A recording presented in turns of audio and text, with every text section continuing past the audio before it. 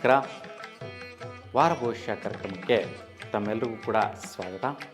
ಈ ವಾರ ಭವಿಷ್ಯ ಕಾರ್ಯಕ್ರಮದಲ್ಲಿ ದಿನಾಂಕ 12 ಜನವರಿ 2025ರಿಂದ ದಿನಾಂಕ 18 ಜನವರಿ 2025ರವರೆಗೂ ಈ 8 ದಿನಗಳ ಕಾಲ ತುಲಾರಾಶಿಯವರಿಗೆ ಯಾವ ರೀತಿಯ ಫಲಗಳು ಪ್ರತಿದಿನ ಬದಲಾವಣೆ ಇರುತ್ತೆ ಅನ್ನೋದನ್ನು ನೋಡೋಣ.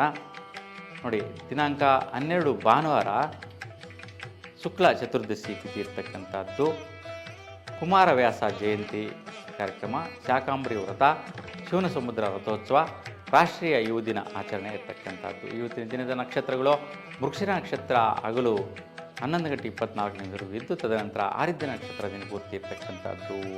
ನೋಡಿ, ಇವತ್ತಿನ ದಿನದ ಜ್ಯೋತಿಷ್ಯ ವಿಶ್ಲೇಷಣೆ ನೋಡೋಣ.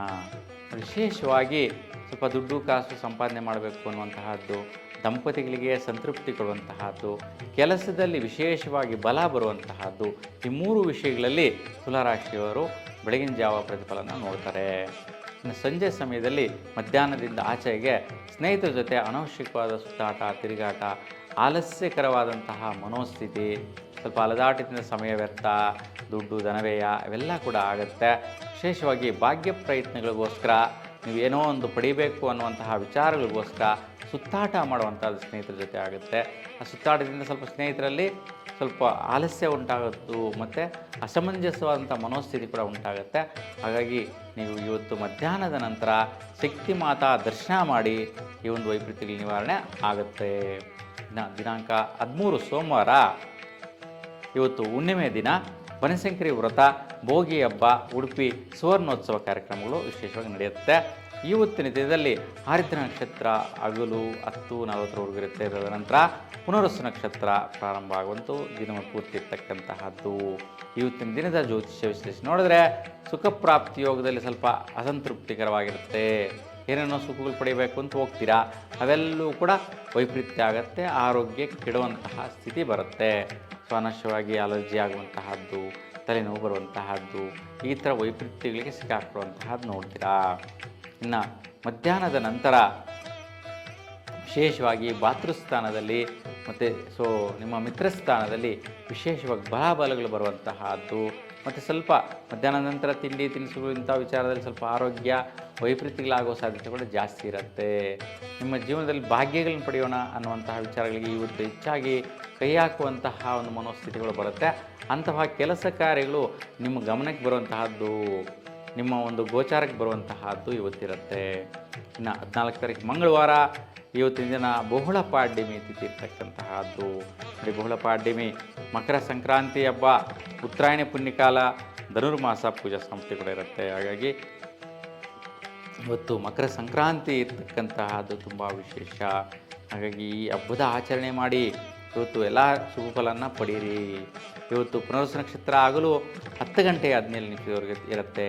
ತದನಂತರ ಪುಷ್ಯ ನಕ್ಷತ್ರ ದಿನಪೂರ್ತಿ ಇರ್ತಕ್ಕಂತಹದ್ದು. ಇವತ್ತಿನ ಫಲ ನಿಮಗೆ ವಿಶೇಷವಾಗಿ ಭಾತೃಸ್ಥಾನದಲ್ಲಿ ಏನೋ ಒಂದು ಪರಾಕ್ರಮ ಮಾಡೋದು, ಪ್ರಯತ್ನ ಮಾಡೋದು, ಏನೋ ಒಂದು ಕೆಲಸ ಕಾರ್ಯ ಮಾಡೋಣ ಅಂತ ಡಿಸ್ಕಸ್ ಮಾಡುವಂತಹದ್ದು, ಆ ವಿಚಾರದಲ್ಲಿ ಮುಂದುವರಿಸುವಂತಹ ಒಂದು ಸುಖ ಪ್ರಾಪ್ತಿಯನ್ನು ಪಡೆಯುವಂತಹ ಕೆಲಸಕ್ಕೆ ಕಠಿಣವಾಗಿ ಕೈ ಹಾಕ್ತೀರಾ.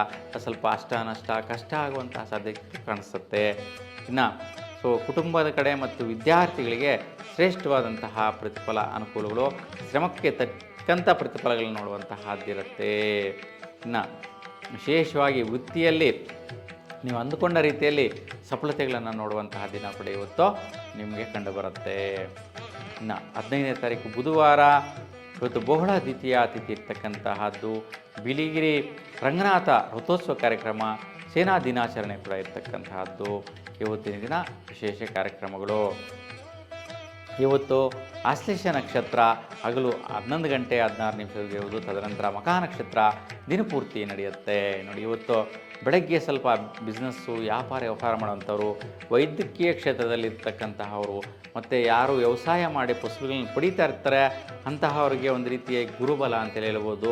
ಮತ್ತು ಬುಧನ ಬಲ ಕೂಡ ಸಿಗುವಂತಹದ್ದು, ಫಸಲು ಬೆಳೆ ಸಿಗುವಂತಹದ್ದು, ಪ್ರಯತ್ನಕ್ಕೆ ತಕ್ಕಂಥ ಭಾಗ್ಯ, ಸ್ವಲ್ಪ ಸಣ್ಣ ಪುಟ್ಟ ಖರ್ಚುಗಳು ಬರುವಂತಹದ್ದು ಕಾಣಿಸುತ್ತೆ. ಮಧ್ಯಾಹ್ನದ ನಂತರ ಸ್ವಲ್ಪ ಅನವಶ್ಯಕವಾದ ಖರ್ಚುಗಳಿಂದ ಯೋಚನೆ ಮಾಡುವಂತಹ ಸ್ಥಿತಿ, ಯಾಕೆಂದರೆ ಖರ್ಚು ಮಾಡಿದ ಮೇಲೆ ಯೋಚನೆಗಳು ಜಾಸ್ತಿ ಬರುತ್ತೆ. ಆ ರೀತಿ ವೈಪರೀತ್ಯ ಕಂಡುಬರುತ್ತೆ. ಮತ್ತು ವೃತ್ತಿ ಮತ್ತು ಆದಾಯ ವಿಚಾರಗಳು ಸಮ ಪ್ರಮಾಣದ ಪ್ರತಿಫಲಗಳು ಇವತ್ತು ಕಂಡುಬರುವಂತಹದ್ದು, ಶುಭ ನೋಡುವಂತಹದ್ದಿರುತ್ತೆ. ಇನ್ನು 17ನೇ ತಾರೀಕು ಶುಕ್ರವಾರ ಬಹುಳ ಚತುರ್ಥಿ ಇರ್ತಕ್ಕಂತಹದ್ದು ಇವತ್ತು, ಸಂಕಷ್ಟಹರ ಚತುರ್ಥಿ. ಹಾಗಾಗಿ ಗಣಪತಿ ಪ್ರಾರ್ಥನೆ ಮಾಡ್ಕೊಳ್ಳಿ, ಕೆಂಪು ಹೂವಿನ ಸ್ತೋತ್ರ ಮಾಡಿಸ್ಕೊಳ್ಳಿ, ನಿಮ್ಮ ಕಷ್ಟ ಕಾರ್ಪಣ್ಯಗಳೆಲ್ಲ ಕೂಡ ನಿವಾರಣೆ ಆಗುತ್ತೆ. ಇನ್ನು ಕಾವೂರು ಮಹಾಲಿಂಗೇಶ್ವರ ಸ್ವಾಮಿ ರಥೋತ್ಸವ ಕಾರ್ಯಕ್ರಮ ಇರ್ತಕ್ಕಂಥದ್ದು ಮಖ ನಕ್ಷತ್ರ ಹಗಲು 12:44 ತದನಂತರ ಹುಬ್ಬ ನಕ್ಷತ್ರ ಪ್ರಾರಂಭ ಆಗುತ್ತೆ.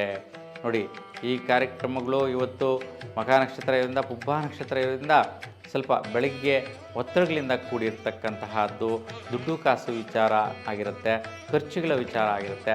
ಈ ವಿಚಾರದಲ್ಲಿ ಸ್ವಲ್ಪ ಅನವಶ್ಯಕವಾಗಿ ಕಳ್ಕೊಂಡ ನಂತರ ಯೋಚನೆ ಮಾಡುವಂತಹದ್ದು, ಅಯ್ಯೋ ಇಷ್ಟೆಲ್ಲ ಖರ್ಚು ಮಾಡಿಬಿಟ್ವೆ, ಇದನ್ನು ಬರೋದಿಲ್ವೇ ಅನ್ನುವಂತಹ ಆಲಸ್ಯ ಉಂಟಾಗುವಂಥದ್ದು, ಖರ್ಚುಗಳು ಜಾಸ್ತಿ ಕಾಣಿಸುವಂಥದ್ದಿರುತ್ತೆ.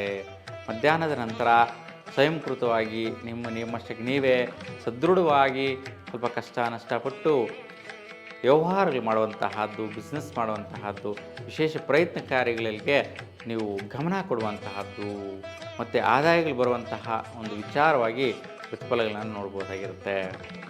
ಇನ್ನು ಶನಿವಾರ 18ನೇ ತಾರೀಕು ಇವತ್ತಿನ ದಿನ ಬಹುಳ ಪಂಚಮಿ ತಿಥಿ ಇರ್ತಕ್ಕಂತಹದ್ದು. ಶ್ರೀ ತ್ಯಾಗರಾಜ ಆರಾಧನೆ, ಹೊಸೂರು ಚಂದ್ರಚೂಡೇಶ್ವರ ಪಲ್ಲಕ್ಕಿ, ಸಂಗಮೇಶ್ವರ ಪಲ್ಲಕ್ಕಿ ಉತ್ಸವ ಕೂಡ ಇವತ್ತಿರುತ್ತೆ.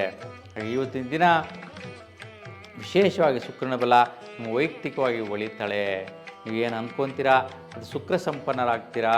ಪೂರ್ವಜನ್ಮನ ಸುಕೃತ ಫಲ ವಿದ್ಯಾರ್ಥಿಗಳಿಗೆ ಒಳ್ಳೆಯದಾಗಿರುತ್ತೆ. ಮತ್ತು ಆರೋಗ್ಯದಲ್ಲೂ ಕೂಡ ಸುಧಾರಿಸ್ಕೊಳ್ಳುವಂತಹದ್ದು ಇವತ್ತಾಗಿರುತ್ತೆ. ಇನ್ನು ಕಾರ್ಯ ಪ್ರವೃತ್ತರಾಗೋದಕ್ಕೆ, ಪರಾಕ್ರಮಗಳು ಮಾಡೋದಕ್ಕೋಸ್ಕರ, ಆದಾಯಗಳು ಪಡೆಯೋದಕ್ಕೋಸ್ಕರ ಸ್ವಲ್ಪ ಸೂರ್ಯ ಶಾಂತಿ ಪರಿಹಾರ ಉತ್ತಮವಾಗಿರುತ್ತೆ. ಆದರೂ ಫಲ ಅಂತೂ ಉತ್ತಮವಾಗಿ ಕೊಡುತ್ತೆ.